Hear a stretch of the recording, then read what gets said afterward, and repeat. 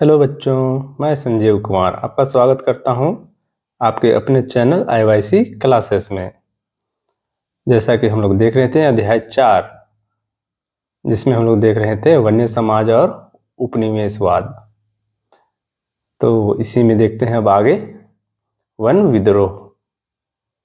हिंदुस्तान और दुनिया भर में वन्य समुदायों ने अपने ऊपर थोपे गए बदलावों के खिलाफ बगावत की।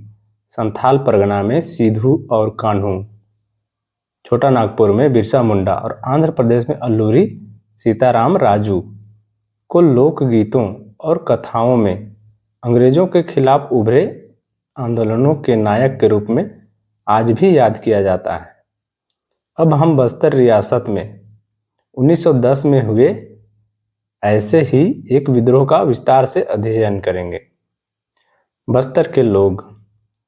बस्तर छत्तीसगढ़ के सबसे दक्षिणी छोर पर आंध्र प्रदेश, उड़ीसा व महाराष्ट्र की सीमाओं से लगा हुआ क्षेत्र है। बस्तर का केंद्रीय भाग पठारी है। इस पठार के उत्तर में छत्तीसगढ़ का मैदान और दक्षिण में गोदावरी का मैदान है। इंद्रावती नदी बस्तर के आर पार पूरब से पश्चिम की तरफ बहती है। बस्तर में मरिया और मुरिया, गोंड, धुरुआ, भतरा, हल्बा आदि अनेक आदिवासी समुदाय रहते हैं। अलग अलग जबानें बोलने के बावजूद इनके रीति रिवाज और विश्वास एक जैसे हैं। बस्तर के लोग मानते हैं कि हर एक गांव को उसकी जमीन धरती माँ से मिली है और बदले में वे प्रत्येक खेतीहर त्योहार पर धरती को चढ़ावा चढ़ाते हैं। धरती के अलावा वे नदी, जंगल व पहाड़ों की आत्मा को भी उतना ही मानते हैं। चूंकि हर गांव को अपनी चौहद्दी पता होती है, इसलिए ये लोग इन सीमाओं के भीतर समस्त प्राकृतिक संपदाओं की देखभाल करते हैं। यदि एक गांव के लोग दूसरे गांव के जंगल से थोड़ी लकड़ी लेना चाहते हैं तो इसके बदले में वे एक छोटा शुल्क अदा करते हैं, जिसे देवसारी, दान या मान कहा जाता है। कुछ गांव अपने जंगलों की हिफाजत के लिए चौकीदार रखते हैं, जिन्हें वेतन के रूप में हर घर से थोड़ा थोड़ा अनाज दिया जाता है। हर वर्ष एक बड़ी सभा का आयोजन होता है, जहां एक परगने गांवों का समूह के गांवों के मुखिया जुटते हैं और जंगल सहित तमाम दूसरे अहम मुद्दों पर चर्चा करते हैं। अब आगे देखते हैं लोगों के भय। औपनिवेशिक सरकार ने 1905 में जब जंगल के 2/3 हिस्से को आरक्षित करने, घुमंतू खेती को रोकने और शिकार व अन्य उत्पादों के संग्रह पर पाबंदी लगाने जैसे प्रस्ताव रखे, तो बस्तर के लोग बहुत परेशान हो गए। कुछ गांवों को आरक्षित वनों में इस शर्त पर रहने दिया गया कि वे वन विभाग के लिए पेड़ों की कटाई और ढुलाई का काम मुफ्त करेंगे और जंगल को आग से बचाए रखेंगे। बाद में इन्हीं गांवों को वनग्राम कहा जाने लगा।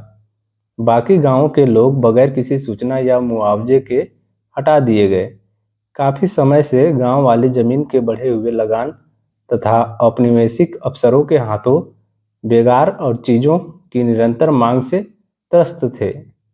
इसके बाद भयानक अकाल का दौर आया, पहले 1899 से 1900 में और फिर 1907 से 1908 में। वन आरक्षण ने चिंगारी का काम किया। लोगों ने बाजारों में त्योहारों के मौके पर और जहां कहीं भी कई गांवों के मुखिया और पुजारी इकट्ठा होते थे, वहां जमा होकर इन मुद्दों पर चर्चा करना प्रारंभ कर दिया। कांगेर वनों के धुरुआ समुदाय के लोग इस मुहिम में सबसे आगे थे, क्योंकि आरक्षण सबसे पहले यहीं लागू हुआ था। हालांकि कोई एक व्यक्ति इनका नेता नहीं था, लेकिन बहुत सारे लोग नेथानार गांव के गुंडाधुर को इस आंदोलन की एक अहम शख्सियत मानते हैं।